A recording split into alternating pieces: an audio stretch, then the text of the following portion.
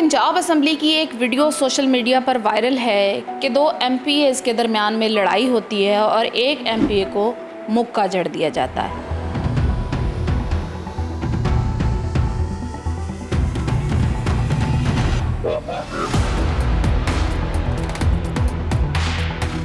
और वो मुक्का क्यों मारा गया, बहस या लड़ाई कैसे शुरू हुई। मेरे साथ मौजूद हैं खालिद निसार डोगर साहब, जिनकी तरफ से ये मुक्का मारा गया। अब सारी सूरत हाल जानते हैं इन्हीं से। अस्सलाम वालेकुम सर। जी वालेकुम सलाम। बहुत शुक्रिया, आपने टाइम दिया। आपका ताल्लुक़ पाकिस्तान तहरीक इंसाफ से है और आपने एक नून लीगी कारकुन को मुक्का मार दिया। इस वक्त सोशल मीडिया पर एक यही बात और एक यही वीडियो वायरल हो रही है, तो इस सारी कहानी का पस मंज़र क्या है? इसका मैम असल में ये है कि छोटी सी वीडियो है, वो सामने वायरल होगी तो लोगों ने एक इमेज बना लिया कि शायद पीटीआई के लोग अग्रेसिव हैं।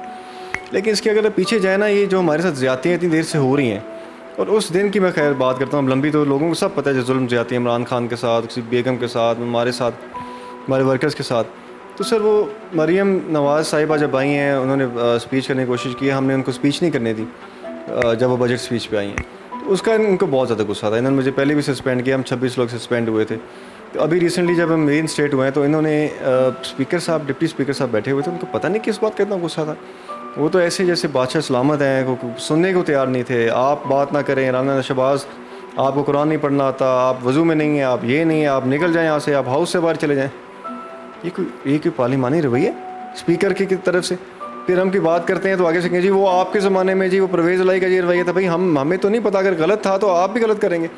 तो उसके बाद सर इनका जो एमपी है ये बहुत ज़्यादा एग्रेसिव था। I don't know why sir, मुझे नहीं समझ आ रही कि उसको क्या इतना गुस्सा था, चीख रहा था बहुत ऊँचा ऊँचा।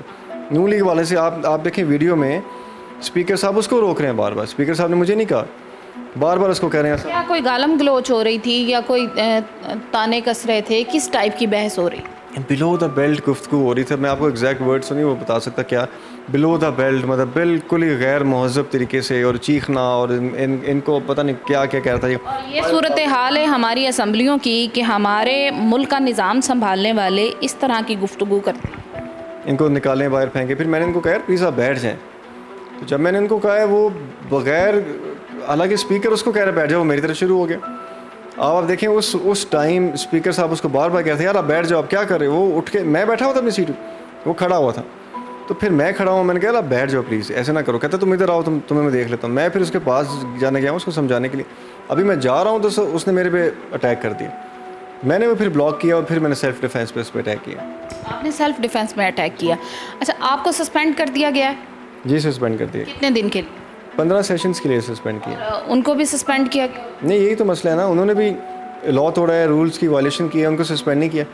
सस्पेंड करना था तो दोनों को करना था।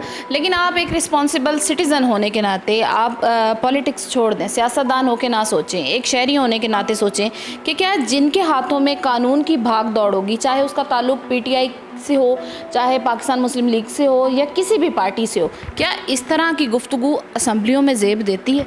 देखिए कानून बना क्यों है? कानून इसलिए बना ना कि अगर इस तरह की गुफ्तगू या इस तरह का रवैया होगा तो आपको ये सज़ा मिलेगी, इसीलिए बना ना। अगर मैंने वो गलती या मेरे से वो क्या कहते हैं कानून टूटा है तो मुझे सज़ा मिली, तो मैं ये कहता हूँ उससे भी टूटा है उसको सज़ा क्यों नहीं मिली। हमारा मौक़िफ़ ये है कानून ठीक है, लोगों से गलतियाँ हो जाती हैं, लेकिन गलतियों की सज़ा होती है।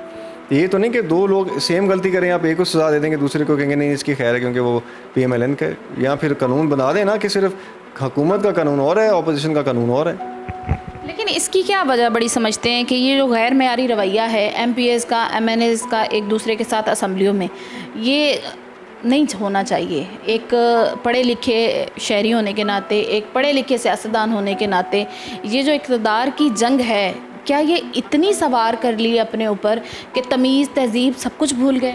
नहीं, देखें जब भी आप किसी बंदे को एक पीसफुल प्रोटेस्ट से रोकेंगे ना, ये दुनिया की हिस्ट्री है कि जब भी आप किसी भी मज़हब माशरे में लोगों को उनका राय हक, उनका जो नहीं मिलेगा, उनको आज़ादी या हक राय नहीं मिलेगा, तो वो ऑटोमेटिकली वो दूसरी तरफ आएंगे। ये अच्छी बात नहीं है, ऐसा नहीं होना चाहिए। लेकिन अल्लाह ने हमें बनाया ऐसा ना, इंसान के साथ जो ज़्यादती होती है वो एक दफ़ा बर्दाश्त कर लेगा, दूसरी दफ़ा, फिर तीसरी दफ़ा वो फट जाएगा। तो खुदा ना ख्वास्ता हमारे साथ भी ये हो रहा है, हमारे वर्कर्स के साथ, हमारे साथ पार्लियामेंटेरियंस के साथ क्या हो रहा है। इस नेशनल असम्बली से गुंडे आते हैं, पार्लियामेंट से एमएनएस को उठा के ले जाते हैं, गायब कर लेते हैं। ये मुझे बताएं किधर गई आपकी, मतलब नहीं कहना चाहिए, हमारे इस पूरे का पूरा मीडिया खामोश, बोले ना तब गलत हो रहा है। नहीं नहीं, कोई नहीं बोला गलत हुआ। ये जो गलत अल्फाज का इस्तेमाल है ये दोनों तरफ से किया गया।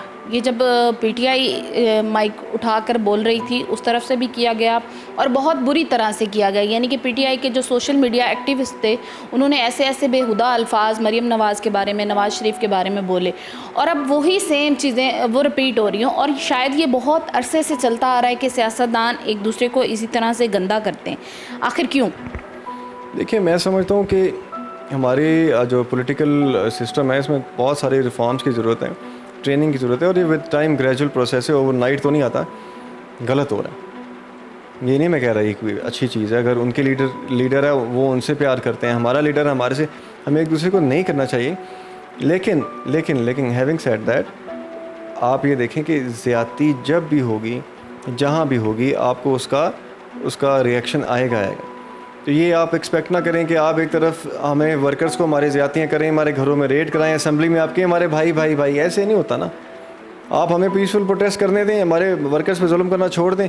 वहाँ पे हमारे वर्कर्स को आप अल्लाह माफ़ करे थानों में ले जाके उनको उल्टा लटा के मारें और हम आके यहाँ पे आके कहें कि जी हमारे भाई। ये बिल्कुल हम हमारे कोलीग्स हैं, सारा कुछ है।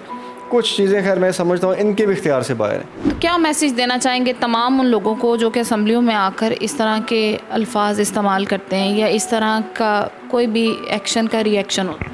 मैं मैम ये समझता हूँ कि हम तमाम लोग मेहनत करके मुंतखब होकर यहाँ पर आते हैं। पहली बात ये तो मुंतखब ही नहीं होकर नून लीग वाले, इनको क्या पैगाम देना। लेकिन चलें अगर आप आ ही गए तो मैं ये कहूँगा कि एटलीस्ट थोड़ा बहुत अपने अंदर वज़ादारी पैदा करें आइन और कानून की। हमने हल्फ, अल्लाह का नाम ऊपर है हमारे, हमने हल्फ लिया है कि हम कानून और आइन की बालादस्ती के लिए काम करेंगे। और अगर हम नहीं कर रहे तो कितनी शर्म की बात है कि हम अल्लाह हमने जवाब देना है इसका। अगर हज़रत उमर कह रहे थे कि हवाब का एक कुत्ता भी मर गया तो उमर उसका जवाब देगा, तो हमारे से भी जवाब होना है। हम तो खैर अपोजिशन बैठे, हुक्मरानों से जवाब होगा कि क्यों आपने सारा किया, पता नहीं कैसे ये अपनी मौत भूल चुके हैं। अच्छा, हम बात करें अगर उस लगने वाले मुक्के की, तो कितना पावरफुल वो मुक्का था? आपने कितने प्रेशर के साथ उस मुक्के को जड़ा था? नहीं देखिए, उन्होंने पहले मेरे फेस पे हिट करने की कोशिश की डायरेक्टली। मैं उनकी तरफ बिल्कुल उस टाइम उनकी आंखों में आंखें डाल के जब उनकी तरफ जा रहा था, देख रहा था। मैं उनको हिट नहीं कर रहा था, लेकिन जब मैं देखा कि मुझे हिट करेंगे, मैंने फ़ौरन रोका है। और यकीन करें मैंने उनको इधर हिट किया, इधर। मैंने उनके मुंह पे हिट नहीं किया, मैं उनके मुंह पे हिट कर सकता हूँ। वो क्योंकि मुंह पे अगर हिट करता तो खुदा न ख्वाजा उनको नुकसान हो जाना था। मैंने इधर हिट किया और मेरा नहीं ख्याल कोई इनको इतना ज़्यादा कोई हुआ होगा। नाज़रीन, मेरे साथ खालिद निसार डोगर साहब मौजूद थे जिनका ताल्लुक़ बुरेवाला से है और पाकिस्तान तहरीके इंसाफ के ये कारकुन हैं। इस तरह की कोई भी चीज़ जो कि असम्बलियों में इस वक्त सूरत हाल बनी हुई है, ये बहुत ही गैर मेयारी है। आप लोग अगर असम्बलियों में मुंतखब होकर आ गए हैं तो आपने इस मुल्क की भागदौड़, इस मुल्क का निज़ाम संभालना है। और आप अगर तमीज़ और तहज़ीब से बाहर हैं तो आपको कोई हक़ नहीं पड़ता कि आप असम्बलियों में बैठकर आवाम की ज़िंदगियों के फ़ैसले करें। सनम वकास को इजाज़त दें, दुआओं में याद रखिएगा। अल्लाह निगहबान।